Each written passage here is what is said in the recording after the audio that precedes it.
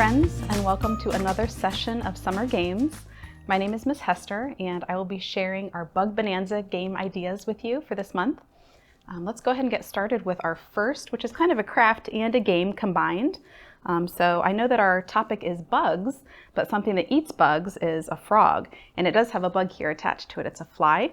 So for this craft, actually, if you stop by the library in our children's department, you can pick up a packet with all of the supplies that you need to make this, but it is first come, first serve, and then when we're out, we're out. But most of the materials you should be able to find at home as well. There's a description of how to make the craft, but basically you're going to take the green and red paper, you're going to staple it in the back here, and then you're going to cut out and attach some nice legs, some sticker eyes, and then you'll need a string that's going to attach to the fly. Now the important thing here is on the back you need something heavy that's going to keep it a little bit weighted. We used a coin, but you can use like a washer that's metal or another coin, something like that. And then this is kind of a individual game where you can test your own skills and challenge and try to scoop that fly into the frog's mouth. If you missed, no problem, keep trying. Scoop it up and try to get it right in there. Then you can see what your record is, and you can even challenge someone in your family to see who can get the most of the coin, the little fly, into the frog's mouth. So again, that one's more of an individual game, but you can certainly challenge someone to see who gets the highest record for that. And again, stop by and see us, and we'd be happy to give you one of those in our children's department. Okay, so after that, if you'd like to make another game, this is another craft that you can make for a game. And this game we're calling Find the Firefly. So you can see here I used an Easter egg or a plastic egg, and all I did was make it into a little firefly bug. And these ones we don't have packets for, so you just have to use things that you have around the house. You can use pipe cleaners for the legs and the antenna. You can put some wings on the back, you can put some sticker eyes or just draw them on. Use your own imagination. And the big important part is that inside you're going to put some kind of light. So here I have a little tea light that kind of lights on its own, and when you put it inside, pointed towards the back because that's where the firefly glows, you have it lit up, and then when you put it in a dark room or maybe outside when it's getting darker, then you can hide some of them, and your kids have to find where the firefly is, and it should the glow should give you a nice hint about where that is. One trick that I used when I was putting the antenna in the legs, I used a safety pin, and again, you'll probably want some adult supervision for this. You can use hot glue or a safety pin, both of which you need an adult for, and then just kind of puncture some holes for the antenna, and then 6 for the legs. Remember, insects have 6 legs. That's a fact that we can learn from reading a book about insects, but just have fun making your own little plastic egg fireflies, hiding them, and then following the light to see if you can find them.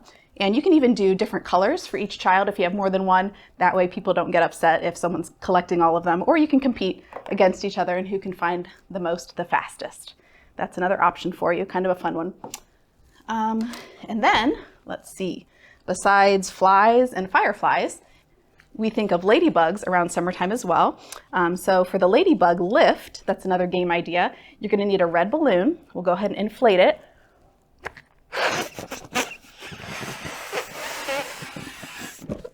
There we go. Tie it off, and if you need an adult to help tie it, you can ask for someone's help. And then you'll need a Sharpie marker. And we're going to just make some spots, because of course you can't have a ladybug without spots. So just draw some nice spots all around there. And you can do as many balloons as you have, as many as you'd like. Okay, and then for the ladybug lift, this is going to be, it can be an individual game again, or it can be a group effort. You're going to go ahead and try to keep this in the air for as long as you can. Or you can go for the number of consecutive bumps without dropping it on the floor. Okay, so for the ladybug lift, you have your balloon with spots. You're just going to pop it up in the air like that. Okay, if you have a partner, you can pass it back and forth and try to keep it off of the ground. And if you want to get really challenging, you can add 2 or 3 balloons and keep them all going at the same time. It's a lot of fun and helps with your eye-hand coordination. Okay, and for our last idea, it would be fun to do something about bees and butterflies. So did you know that bees have a queen? Okay, hence the crown.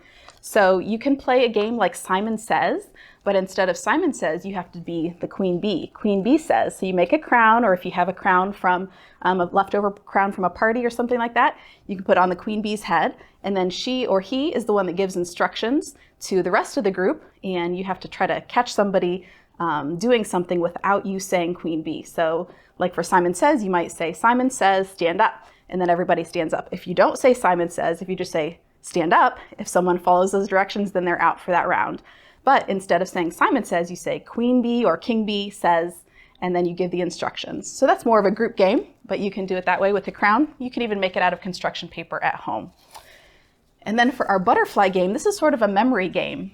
If you have some different flowers that you make out of paper, different colors, then you can put them all around your yard or inside your house, a larger area.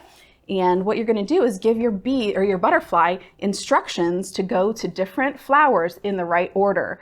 So you're going to start with one color. Okay, so you'd start off, you have two people competing, and you say orange, and then they have to race to the orange flower and come back. And whoever wins that round gets 1 point. And then for the next one, you're going to do two colors. So you might say orange, red, and they have to go to the orange flower, and they have to go to the red flower, and then come back. So it becomes sort of a memory challenge as well as a running relay. So just have fun with that as well. So those are some really simple, basic Bug Bonanza game ideas for you to enjoy throughout the summer. And don't forget to come in and see us. And you can actually check out some books about bugs and even bugs around the world. Since we're traveling around the world, you can find some of the biggest bugs around the world, or you can just read some fiction books about bugs as well. But either way, I hope you have fun reading. Come and see us. We're happy to have you join us. All right, take care, friends. Bye.